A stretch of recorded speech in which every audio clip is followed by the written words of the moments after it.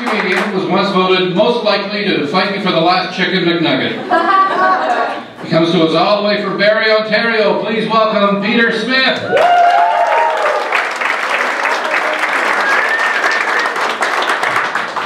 How's everybody doing?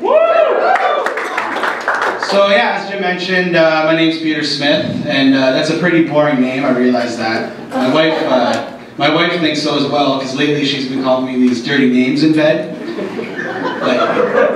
Like Juan Martinez, Alejandro Culo, which are pretty specific, so I'm starting to think I should stop letting her take those trips down there by herself to the Dominican. We got some good news back in the fall, and our doctor told us that we were going to be having a baby.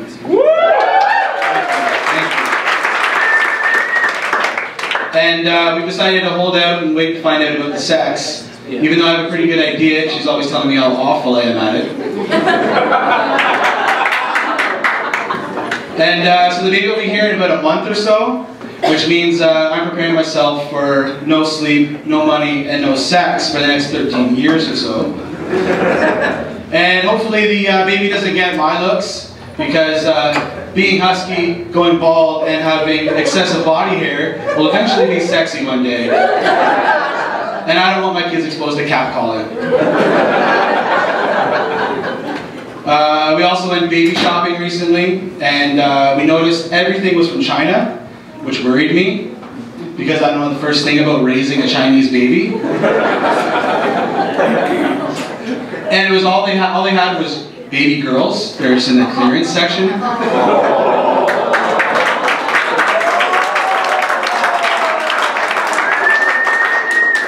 But a lot of our friends and family tell us that we'll be great parents because we've done so well raising our dog. Yeah, but she eats her own shit. And she licks her gungapoochie until she falls asleep. So,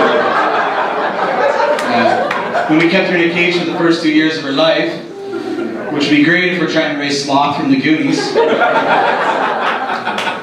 I myself grew up with a small family. I only have one older brother, and I was always considered the good son. And in fact, my brother was so bad as a kid that when my mom got pregnant for a second time, she went for an abortion. And you can actually see where she got me. Coat hanger. Yeah.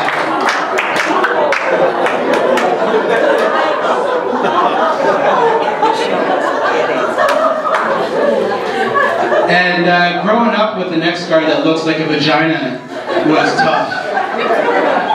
And I got teased a lot. The kids were bad, but the adults are actually even worse.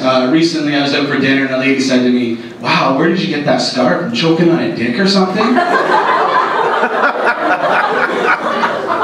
I just I'm like, "Whoa, wow, actually I had surgery when I was a baby, and you know that, Mom."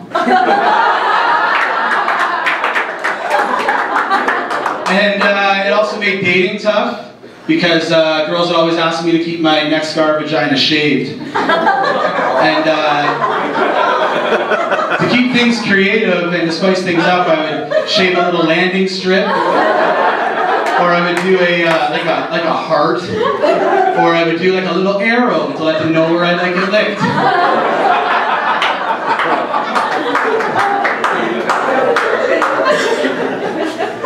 So my wife and I recently were talking about who our celebrity hall passes would be, and I was pretty hesitant to tell her mine. She right away, she was just like Justin Timberlake, which doesn't surprise me, right? I guess ladies like him. She was kind of shocked when I told her that the one celebrity in Hollywood I want to fuck is Helen Mirren. I mean, she's a fox, and she played the Queen, so. Yeah, and this conversation weirdly came up with my parents, and my mom right away was just like, Bruce Willis, right, ladies? Bruce Willis, maybe? Yeah, I don't know. And before I can even ask my stepdad, he just shouts out David Caruso. So I'm like, no, I'm pretty sure you misunderstood the question, and not Horatio Kane from CSI. Not who you'd want to go gay for, but what celebrity would you want to fuck if you had the chance? Oh, okay. Yeah, still dating Caruso. Yeah, but a lot of these celebrities nowadays, they're getting body parts insured. You know, like Keith Richards, he has his hands insured because he needs them to play the guitar. His career depends on it.